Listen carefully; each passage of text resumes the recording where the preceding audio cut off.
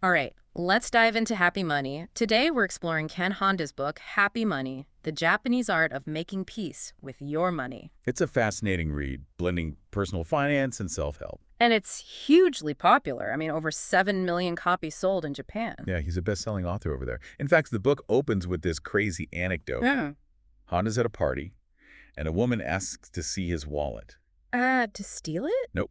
She wanted to see if his money was smiling. Okay, now I'm curious. Smiling money, what's that all about? It's a Japanese concept, the idea that money has energy. So smiling money comes from positive energy when you give or receive it. Yeah. Like joy, gratitude, good vibes. I see. So is that where happy money comes from? Yeah. Because he talks about happy money and unhappy money right away. You got it.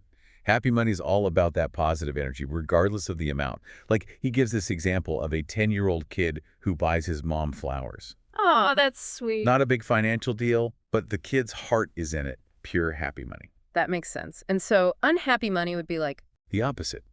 Guilt, anger, fear, all that negative stuff we often associate with money, like stressing over bills or regretting a purchase. so even buying something I need, like groceries, could be unhappy money if I'm stressed about it. That's Honda's point. He says most of us unknowingly have this unhappy relationship with money, fixated on scarcity and fear. Wow. I'm already starting to see how different his whole approach is. It's not just about the numbers, it's emotional too. Exactly. He even talks about money IQ, like financial smarts, versus money EQ, emotional intelligence about money. So like you could be a financial genius but have terrible money EQ. Absolutely. He observed this actually among wealthy people. Some are happy, generous, others are unhappy, just focus on getting more, and they treat people poorly. Interesting. It kind of makes you think that maybe being kind and generous isn't just, the right thing to do, but could actually be good for business. Honda definitely believes that. He has this concept of marrow, a state of inner peace and gratitude.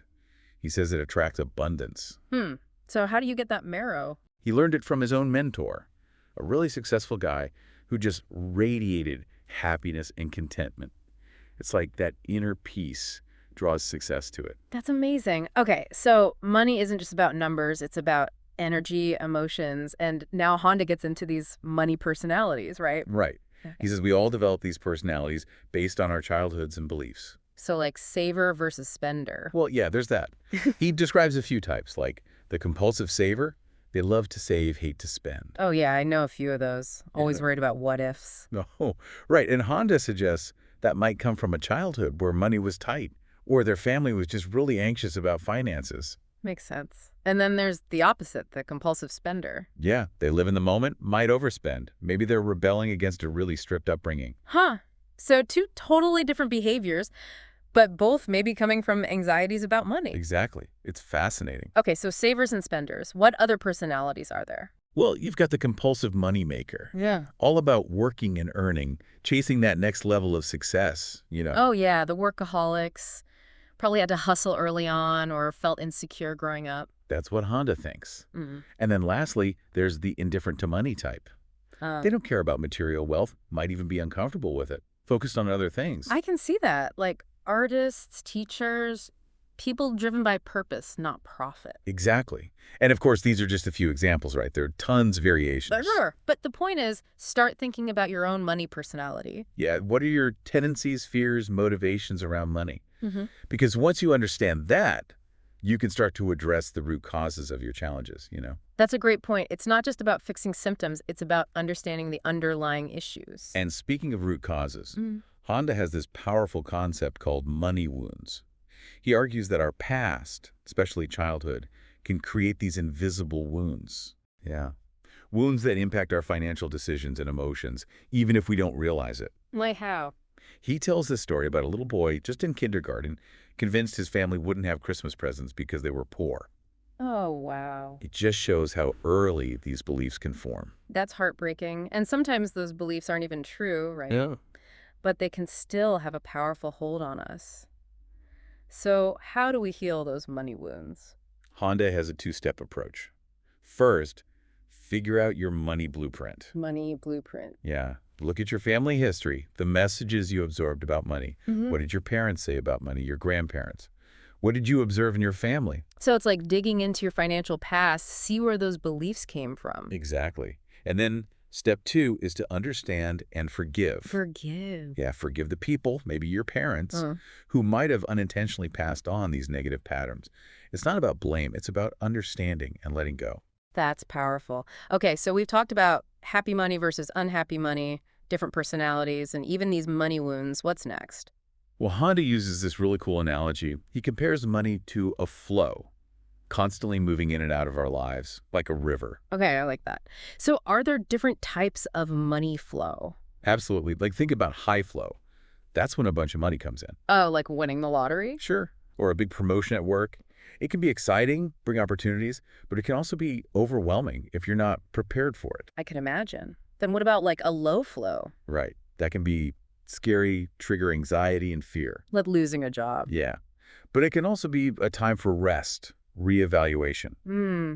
Interesting. And is there like a no flow situation? Yeah, he calls that stagnant flow. Like, Yeah. money isn't really coming in or going out. This can be rooted in fear, self-doubt. Like the river's dried up. Yeah, I can feel that way. Uh, But it's also a sign to look at what's blocking things. What can you do to get things moving again? I get it. So this flow analogy is really helpful. It makes money seem less like a static thing and more like a dynamic energy we got to learn to work with. But what's the best kind of money flow? He talks about creating what he calls a lake and flow system. Lake and flow. So imagine a lake representing your abundance, right? Hmm. It provides security. Then you've got a river flowing in, constantly replenishing the lake. That's your consistent income. I like that. So it's like stability and movement at the same time makes a lot of sense. But how do we create that kind of happy money flow in our lives? Well, Honda has some really practical tips, Yeah. and they all boil down to gratitude, generosity, and trust. Okay, I'm all ears. One of them is so simple. He says, always say arigato to money. Arigato. Yeah. Thank it when it comes in, thank it when it goes out. I love that. Just acknowledge it. Exactly. Mhm. Appreciate it. He also suggests giving more than expected, Really? like paying bills right away, Right. and maybe even adding a little extra as a thank you. Interesting. Most financial advice is about saving or investing, but this is about like circulating money with good intention. Exactly. And when you receive money, express genuine joy. Mm. Be appreciative. So it's about creating a good energy loop. Yeah. He even suggests praying for the recipient's happiness when you spend money. Imagine it bringing them joy. Wow, that's powerful. So it's like infusing every financial transaction with positivity. Exactly. It might seem unusual, but it reflects a deep respect for money. I see that. It's a big shift from seeing money as the root of all evil or a source of stress to seeing it as something that can actually do good in the world. Okay, so we've covered a lot, from personalities to wounds to creating flow. Where does Honda see the future of money headed? Honda's pretty optimistic, actually. He thinks money might become less crucial to our, well, survival. Less crucial, but everything seems to revolve around money these days. He compares it to the history of salt, you know? Salt. Yeah, salt. It used to be super valuable, essential. Right, for preserving food. Exactly. But then food preservation got better and salt became, plentiful, affordable. So he's saying something similar could happen to money. Exactly. Like, imagine a world where education, healthcare, even basic things like energy are accessible no matter your income.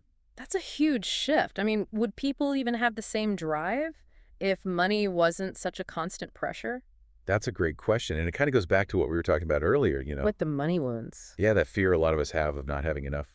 It drives so much of what we do. It makes you think about all the stuff we do just to earn money, even if we don't like it. Right. Honda's encouraging us to question those beliefs. Like, what would you do if money wasn't a big worry? Yeah. What would you do for joy, for fulfillment? It really makes you reevaluate what's important. Okay, so we've talked about this big picture stuff, but I'm wondering, does he have specific advice on creating that happy money flow? He does. One of his suggestions is to really understand the different jobs that money does. Different jobs. I thought money was just for buying things. Well, yeah, that's one job, what he calls exchange. Trading money for goods and services, getting our needs met. Sure, but there's more. Yeah, he talks about saving, for example. Mm-hmm. People want to save money, hold on to its value. It's like it helps them feel valuable themselves. Okay, I get that. It's like having a safety net. But sometimes it feels like saving isn't enough, you know? Like you need to make your money work for you. Right, and that's where the third job comes, in what he calls growth.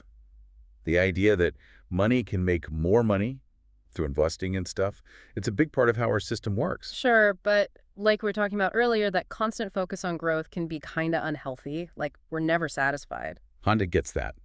He says true wealth isn't about just having a lot, but about a good relationship with money. Using it to create a life you actually enjoy, find meaningful. Totally. So those are the jobs of money.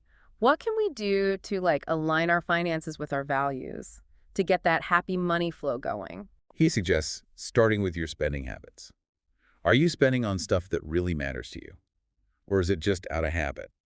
Or to impress people? That's a good point. It's easy to get caught up in all the consumerism, lose track of what's important. And then he says, look at your relationship with debt. Are you using it wisely? Or is it keeping you stuck in a lifestyle you can't afford? Debt can be such a drag, Yeah. financially and emotionally. Right. And if you're struggling, Honda says to get professional help, make a plan to manage it. Okay, that makes sense. What about saving? How much should people be saving? Any tips? He doesn't give hard numbers, but he says to create a plan that works for you, that feels sustainable, and also to diversify. Diversify. Yeah, don't put all your eggs in one basket, so to Yeah. speak. Spread your savings around. I see. And what about giving back? How does that fit into happy money? Honda's a big believer in giving. He says it's essential for creating abundance. But what if you don't have tons of money to give away? Giving isn't just about money, it's about your time, your energy, your skills. Volunteering, helping a friend, even just a kind word can make a difference. I like that. It's creating a ripple effect of good. Exactly. And Honda thinks that when we give freely, we open ourselves up to receiving more. It's a cycle. Okay, so we've got mindful spending, managing debt, saving, giving back. What else can we do to create this happy money flow? One big thing is being aware of your energy and emotions around money. Honda says when you approach it with gratitude, joy, you attract more of those positive vibes. So it's not just about what's in your bank account, but your attitude about it. Right. He suggests things like visualizing your goals, using affirmations, even just being thankful for the money you already have. I can see how that would make a difference. He also says to be patient. It's a process, there will be ups and downs. Right, it's a journey. Exactly. But if you stick with it, trust the process, you can get there. This is all so helpful. It's really making me rethink how I view money. It's not just an end goal, it's a force you can use to create good things. That's exactly what Honda's getting at. It's about shifting our relationship with money, embracing the possibility of a life filled with happy money. Okay, so we've covered a lot of practical stuff, but earlier you mentioned this concept of marrow. Can you tell us more about that? Marrow is a Japanese word. It basically means a state of contentment, gratitude, fullness, like feeling complete with what you have. This sounds really peaceful. It is. And Honda thinks it's crucial for attracting abundance. How do you get that marrow, though? Is it a meditation thing? Well, Honda learned about it from his mentor, this guy, Wahei Takeda. Super successful, but also really spiritual. Takeda lived marrow in everything he did, his business, his relationships. So it's a whole way of being. Right. Honda says we can cultivate marrow by being grateful, focusing on the present, appreciating the simple stuff. So it's about slowing down, being present. Exactly.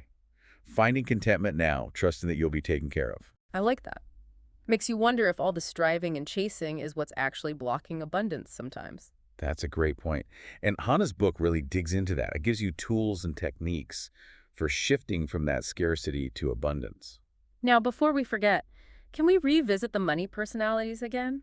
Maybe go a little deeper into how they show up in our lives. Sure. Like we talked about, Honda believes we develop these money personalities based on our childhoods, and they really influence how we handle money. Let's start with the compulsive saver. I think we both know a few of those. What are their strengths and weaknesses? Well, they're super disciplined, good with budgets, always planning for the future, very security conscious. Sounds like a good thing. It can be, but the downside is that fear of scarcity. They might hoard money, afraid to lose it, even afraid to enjoy spending it, So it's like they've got all this abundance, but they're not letting themselves experience it. Yeah, it's sad. Honda says they need to explore that fear and loosen their grip a little.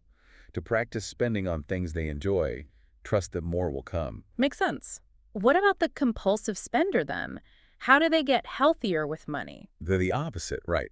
They love to spend, Yeah. often impulsively. They struggle with budgets, saving. They get pleasure from the act of spending itself. Like they're trying to fill a void.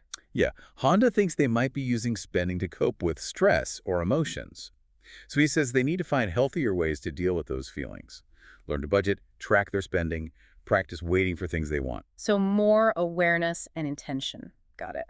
What about those compulsive money makers? What makes them tick? They're all about achievement, proving themselves. They work hard, prioritize their careers. Their self-worth is tied to how much they earn. Classic workaholics. Always Right. got to be striving. Yeah.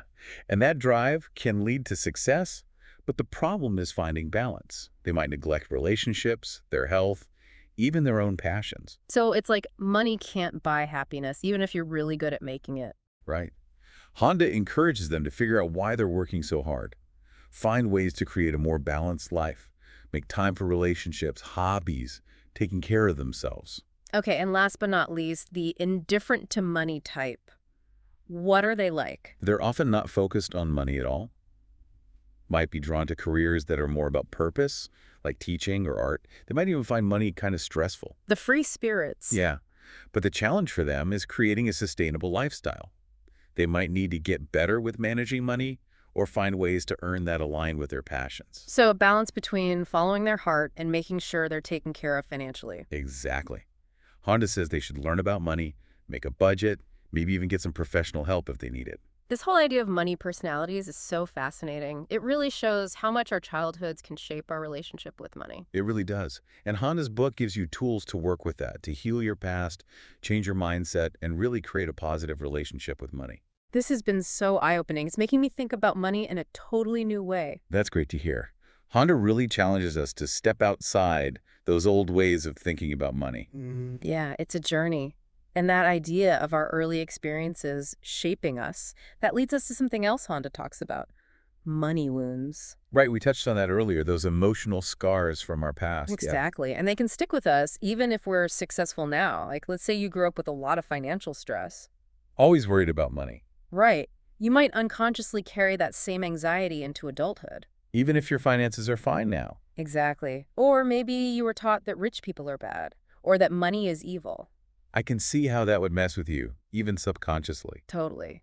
And these money wounds can show up in all kinds of ways, like overspending, hoarding, being afraid to invest, or even having trouble accepting money when it's given to you. Wow. So how do we even start to fix those wounds? Honda says the first step is figuring out your money blueprint. The money blueprint, we talked about that briefly Uh, before. Yeah. It's about understanding the beliefs and attitudes you've inherited about money, from your family, from society. Look back at your experiences. See if you can spot any patterns, any beliefs that might be holding you back. So it's like detective work, uncovering those hidden beliefs. Exactly. And then the second step is to start challenging those beliefs, Mm. to rewrite the story you're telling yourself about money. Okay, but how do you actually do that? That sounds hard. It can be a process, but there are tools.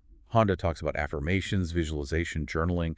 It's about using those techniques to reprogram your thinking, to create a more positive and abundant story. So we can actually change our beliefs about money. Yeah, it's totally possible. And as you do that, you'll start making different choices, attracting different experiences into your life. That's empowering. It's like we have more control than we realize. Okay, so we've covered a lot of ground here, from happy money and unhappy money to money personalities and money wounds. We've even gotten a glimpse into Honda's vision of the future, where money might play a less central role. But what are some key takeaways our listeners can start putting into practice today? I'd say start with gratitude. Every day, take a moment to be thankful for the money you have, even if it's not a lot. Simple, but powerful. Right. It shifts your energy. And then get mindful about your spending. Know where your money's going, make a budget, and make sure your spending matches your values and goals. It's about being intentional with our money. Exactly. And don't be afraid to get some help if you need it. Talk to a financial advisor, a therapist, someone who can help you navigate the tricky stuff. That's great advice. Any last words of wisdom from Ken Honda? He reminds us that money is a tool. It's up to us to decide how we want to use it. Do we want to use it to create happiness, abundance, a life we love? Or do we let it control us, create stress and anxiety? The choice is ours. So powerful. And on that note, let's wrap up our deep dive into happy money.